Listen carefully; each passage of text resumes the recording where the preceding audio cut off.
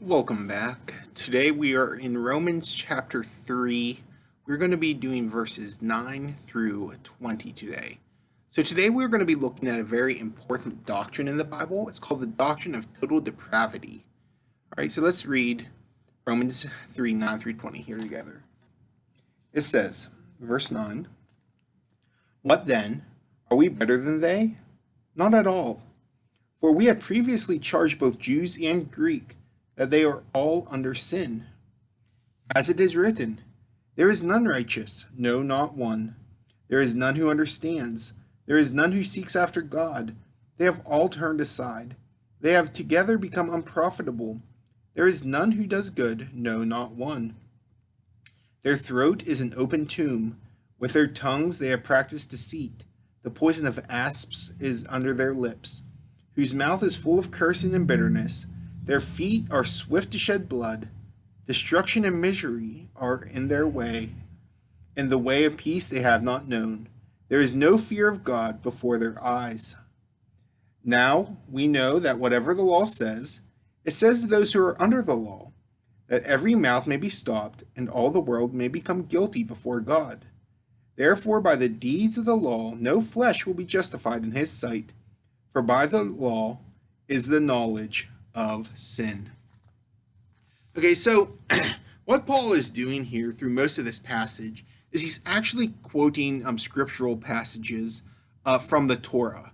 Okay, so he quotes Psalm 14, 1 through 3, Psalm 5, 9, Psalm 140, verse 3, Psalm 10, 7, Isaiah 59, 7 and 8, and Psalm 36, 1. Okay, now this was a pretty common practice with the Jewish rabbis of the time.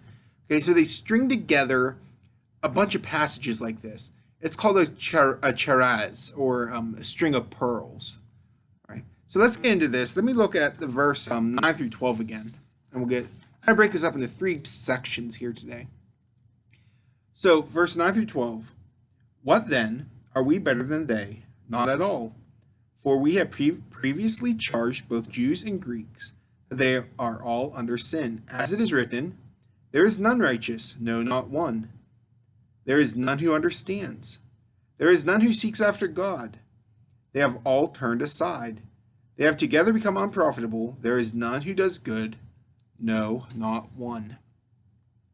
So this section here kind of gives us a general description of mankind's sinfulness. All right. The Greek word for that under sin, it's a very interesting thing. It's called hupohameriton. Hupo means the power of, or under the authority of. Look at Matthew 8, verse 9 real quick. It's the same word there from when the centurion is talking to Jesus. Matthew 8, 9 says, "For I am also a man under authority, having soldiers under me. And I say to this one, go, and he goes, and to another, come, and he comes, and to my servant, do this, and he does it." And so he says, I have soldiers, hupo emeton, or under me, right? So that is, I have soldiers under my command. In Bible times, a schoolboy would be under hupo padagona, or padagon, or under the control or the authority of the teacher slave. Okay, a slave is hupozugon, under the command or under the control of their master. Right? So in a Christless state, man is under control of sin, and mankind is helpless to actually escape from that. All right. So in that section, it talks about people's actions are corrupt. It says none are righteous. Right? People often consider themselves righteous. Everybody tries to say, I'm a pretty good person, right? But earlier we see in chapter 2, verse 13, Paul's like telling us the standard for righteousness is fulfilling God's law perfectly, right? There's a lot of ways people think they're righteous, but Paul's like, look, you're not. Unless you can keep all of God's law, you're not perfect. You're not righteous. Now, just to clarify here, other places in the Bible, it refers to believers as righteous, and it's not saying that they are perfect, but they're saying because they are empowered by God's Spirit, right? And they're now have that power to follow God's laws through Christ himself. Okay, it says there that no man, in verse 11, there is none who understands. No one understands. So people's minds are corrupt. Sin affects a person's spiritual life and their intellectual life, right? It corrupts the way we think. Look at 1 Corinthians 2:14. It says this. 1 Corinthians 2:14. But the natural man does not receive the things of the Spirit of God, for they are foolishness to him, nor can he know them because they are spiritually discerned. Right?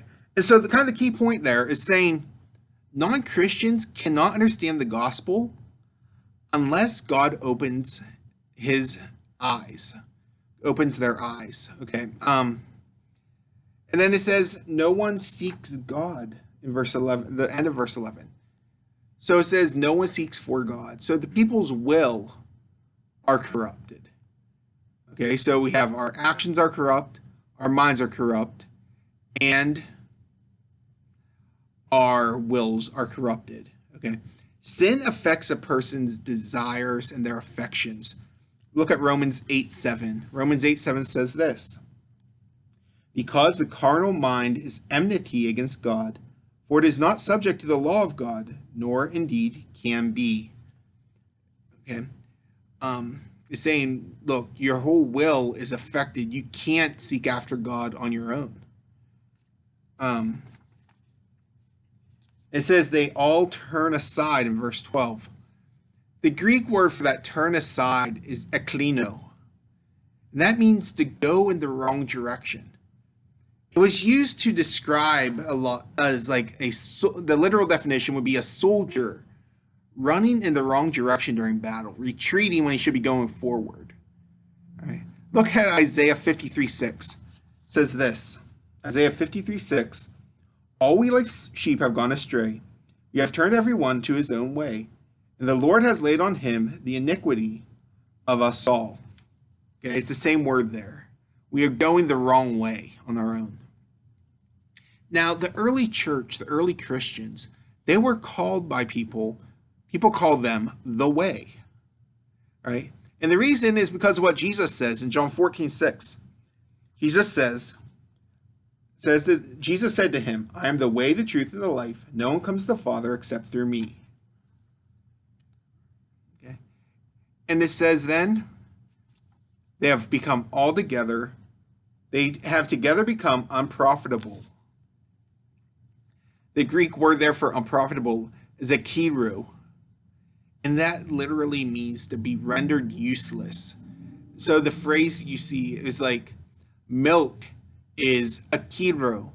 So that's saying the milk has gone sour, has gone bad. Right? And so when it's saying they become unprofitable, it's saying that human nature without Christ is a soured, useless thing. All right? So to kind of sum up that little section there. So the idea of this is that sin so invades or pervades each person, right? That's the idea of total depravity, that we cannot come to God on our own. God has to open our eyes so we can understand and soften our hearts so that we can believe. Okay, so let's look in the next little section there. Starting in verse 13, we'll go 13 through 18. It says, verse 13, their throat is an open tomb. With their tongues they have practiced deceit. The poison of asps is under their lips, whose mouth is full of cursing and bitterness. Their feet are swift to shed blood. Destruction and misery are in their ways, and the way of peace they have not known. There is no fear of God before their eyes. So this section here starts by showing the visual manifestation of man's sinfulness. All right, it starts with the mouth, right? Their throat is open like a tomb. And then he talks about the tongue as practice deceit. And you might kind of ask, why did Paul start with the tongue? Right? Isn't that pretty minor compared to other sins, the things you say? Look at Matthew 15:11, though. That answers that question. Matthew 15:11 says this. Not what goes into the mouth defiles a man, but what comes out of the mouth, this defiles a man. So, what I'm saying is God's speech, this is saying here, God's speech is the way he manifests his glory. Our speech is a way that we manifest our sinfulness, our need of God. And then it says about the feet, right? Their feet are swift to shed blood. And so that's sin by harming others. Now, the reality of sin, it's seen easily by the way people harm other people. Okay. And so the main thing there with this is saying, look, a broken divine relationship leads to a broken human relationship. Okay? And then it talks about the eyes, or the sin of our pride. Okay, the Bible quite often describes a sinful person's eyes as being haughty or prideful. Right? It's saying you lack the fear of God. Okay? Lacking that fear of God is a fundamental sign of sinfulness. All right? It's saying, look, if you have that pride shows that we lack a fear of God in our lives. Now, look at verse 19 and 20. Let's finish this section here. Now we know that whatever the law says, it says to those who are under the law, that every mouth may be stopped, and all the world may become guilty before God. Therefore, by the deeds of the law, no flesh will be justified in his sight. For by the law is the knowledge of sin. So, it kind of ends this section here by saying, look, this is the implications of mankind's sinfulness. The whole world is guilty, and the whole world is under judgment. And the purpose of the law that the Jews were so obsessed with, the purpose of that law is not to save, but the idea of the law is to convict us by showing our inability to keep the law. All right, so to kind of summarize everything here this section, we as humans are totally depraved. Right? We cannot come to God on our own.